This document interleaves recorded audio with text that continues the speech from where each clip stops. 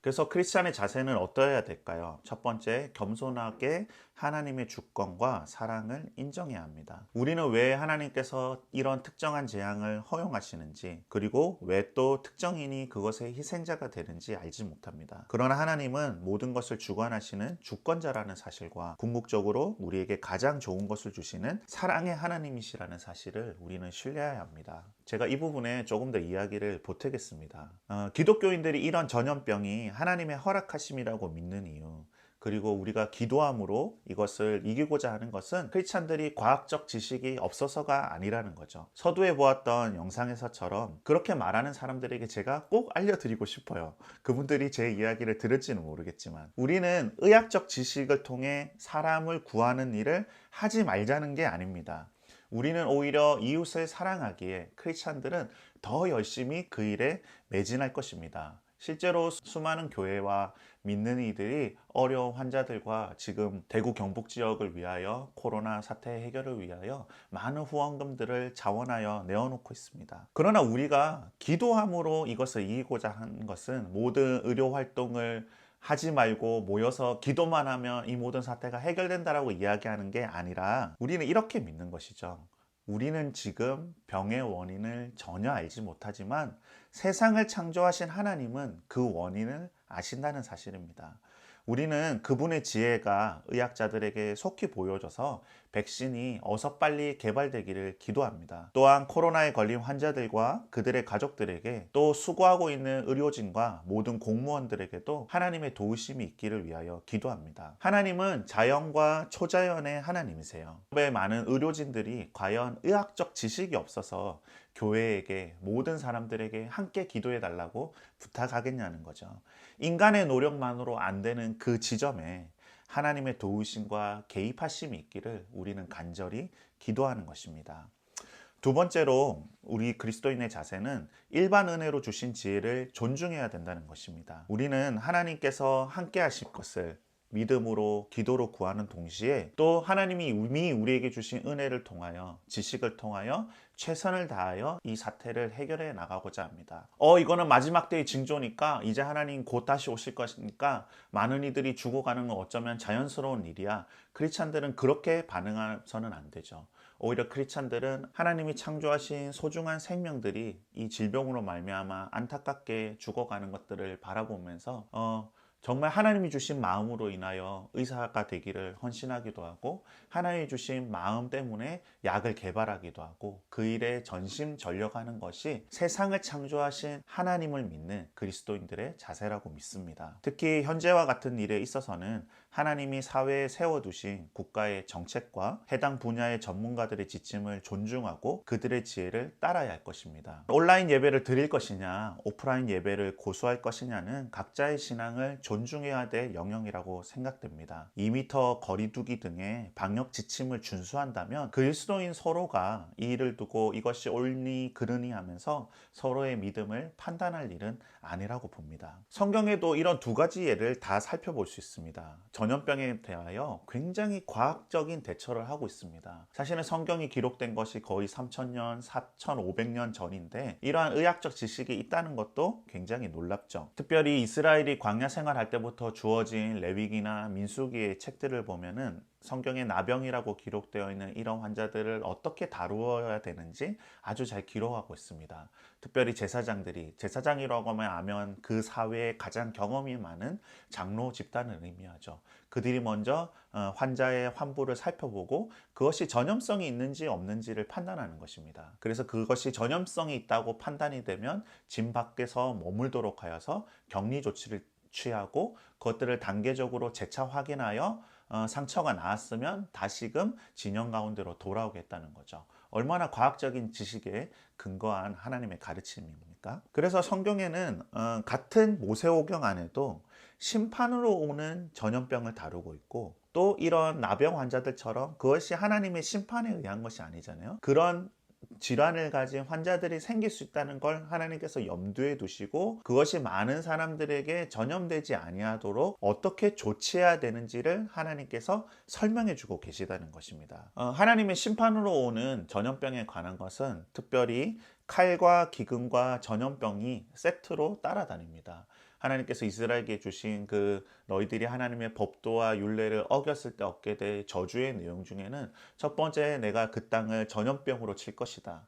너희가 회개하고 돌아오지 아니하면 기근이 찾아오게 될 것이다. 대표적으로 예레미야 24장 10절을 보시면 내가 칼과 기근과 전염병을 그들 가운데 보내 그들이 내가 그들과 그들의 조상에게 준 땅에서 멸절하기까지 이르게 하리라. 이렇게 가르치고 있는 거죠. 이것은 단순히 전염병을 잘 대처한다라고 해결될 수 있는 문제가 아니었습니다. 결국 이스라엘이 이렇게 하나님의 심판으로 인하여 멸망하게 되었을 때는 하나님께 겸손히 나아가 다시 기도해야 됐던 거죠. 그런 기도의 내용이 저희들이 잘 아는 역대기에 포함이 되어 있죠. 이미 솔로몬이 예루살렘에 있는 성전을 건축할 때부터 이 세 가지 저주의 신명기에 나오는 세 가지 저주를 언급하면서 이 땅에 기근이나 전염병이나 또 적국이 와서 이 땅을 에워싸게 될 때에 우리가 이 성전을 향하여 기도하면 하나님 들으시고 우리 가운데 긍휼을 베풀어 달라고, 이 땅을 고쳐 달라고 그렇게 기도하는 내용이 나오는 것입니다. 이렇게 하나님의 심판에 의한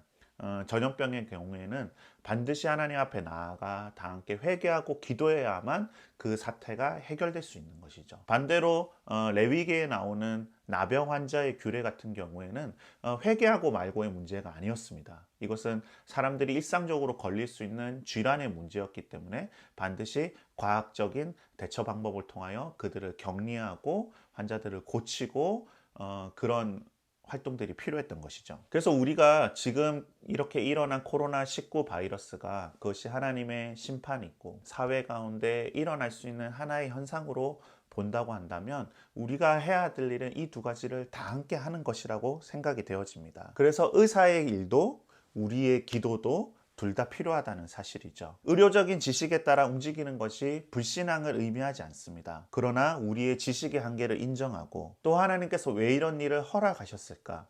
우리의 마음을 겸손히 낮추면서 창조주 하나님께 도우심을 구하는 것, 그것이 바른 신앙이라는 생각이 듭니다. 그러므로 여러분, 방역 지침을 열심히 준수하십시오. 사회적 거리두기를 실행하십시오. 그리고 기도하십시오. 하나님의 도우심을 구하고 무엇보다 한국 교회가 먼저 하나님 앞에 겸손히 회개하는 자리로 나아가기를 원합니다. 다시 책으로 돌아가서요. 그리스도인들이 어떠한 자세를 가져야 될까요? 무엇보다 이런 어려운 시기 가운데 그리스도인들의 사랑을 나타내야 합니다. 팬데믹이 닥쳤을 때 자신의 안전만을 추구하고 도피하는 일은 누구나 할 수 있는 일이죠. 그러나 성경의 가르침은 즐거워하는 자들로 함께 즐거워하고 우는 자들과 함께 울라라고 이야기하고 있습니다. 3세기에는 유행병이 북아프리카와 이탈리아 반도 서로마를 휩쓸어서 하루에 5,000명씩 죽어갔다고 해요. 환자는 거리에 버려졌고 시체는 묻히지 못했습니다. 그때 카르타고의 주교 키프리아누스는 그리스도인들에게 환자와 죽어가는 자를 돌보자고 격려했습니다. 그래서 그들도 병들 수 있을 것을 무릅쓰고 죽은 자를 묻어주고 환자를 돌보았습니다. 이런 일들이 유행병이 생길 때마다 반복되었습니다. 그리하여 그리스도인들은 병든 사람에 대한 관심과 보살핌의 기준을 도입했다는 것이죠. 로드니 스타크가 쓴 기독교의 발흥이라는 책에서 보면 그리스도인들이 병든 사람들에게 보여준 보살핌과 동정 덕분에 초대교회가 눈부신 성장을 했다라고 주장하고 있습니다. 그리고 우리가 해야 될 것이 무엇인가요? 이미 제가 수차례 강조했지만 우리는 기도해야 합니다. 특별히 현장에서 분투하고 있는 사역자들과 의료진을 위하여 기도해야 마땅하겠죠. 역대하 7장 13절 15절 말씀을 다시 읽어드리겠습니다. 혹 내가 하늘을 닫고 비를 내리지 아니하거나 혹 메뚜기로 토산을 먹게 하거나 혹 연병으로 내 백성 가운데 유행하게 할 때에 내 이름으로 일컫는 내 백성이 그 악한 길에서 떠나 스스로 겸비하고 기도하여 내 얼굴을 구하면 내가 하늘에서 듣고 그 죄를 사하고 그 땅을 고칠지라. 물론 이 말씀에서 나오는 성전이 우리의 각 교회는 아니지만 요즘 어떠세요? 여러분 교회에 나가서 기도할 수가 없죠? 함께 모여서 예배할 수가 없습니다. 우리가 마치 이스라엘 백성들이 예루살렘 성전을 향하여 손을 뻗어 이렇게 기도할 때 하나님께서 그 기도를 들으시기를 간절히 바랬던 마음과 같이 우리가 함께 모일 수 없는 이때에 더욱더 성전에 대한 갈급함과 소망함을 가지고 기도함으로 나아갔으면 좋겠습니다. 질병에 걸려 두려움에 떨고 있는 사람들을 위해서도 간절한 기도를 드려야겠고요. 또 이들을 위해 위험을 무릅쓰고 땀 흘리는 의료진을 위하여서도 우리가 기도를 드려야 할 것입니다. 또 정부 당국자나 관련기관 사람들을 위해서도 기도를 잊지 말아야 할 것입니다. 또 전 세계에 퍼져 있는 많은 선교사님들과 가난한 나라의 백성들이 일로 인하여 큰 고통을 당하지 아니하도록 우리가 함께 기도해야 될 것입니다. 다시 성경으로 돌아가 볼까요? 모세오경의 가르침들을 보면 하나님께서 전염병을 우리 가운데 허락하시는 사실은 우리에게 그것이 큰 교훈이 되기 때문입니다. 특별히 레위기에서 보면은 죄의 속성과 전염병의 속성이 같다는 사실을 발견할 수 있습니다. 전염병은 한번 생기면 그 공동체 안에서 계속 퍼져나가는 특성이 있지 않습니까? 하나님은 우리에게 죄에 대한 방역 체계를 갖추길 원하세요. 죄에 대한 방역 체계. 특별히 이 전염병이 전파되지 않도록 의료진들이 방호복을 입은 거 보셨잖아요. 너희 믿는 이들아, 너희가 죄에 대하여 그러한 관점을 가지고 있으면 좋겠다. 너희들이 죄에 대하여 그렇게 소스라치듯이 놀라며 그 죄에서 벗어나기를 내가 원한다. 내 백성들아, 죄에서 나오라. 악은 그 모양이라도 취하지 말아라. 그것이 이 시대를 향한 하나님의 부르짖음이라는 생각이 듭니다. 또한 제가 이 코로나 사태를 두고 한 가지 더 말씀드리고 싶은 것은 우리는 예수의 슈퍼 전파자가 되어야 된다는 것입니다. 특별히 사도 바울은 헬라 문화에서 익숙한 문화와 용어들을 예수님과 복음을 소개하기 위하여 패러디하는 데 능했습니다. 오늘날 이 시대 가운데 사도 바울이 존재한다면 사도 바울은 이렇게 설교했을 것 같아요. 첫 번째, 너희는 죄에 대한 방역 체계를 완비하라.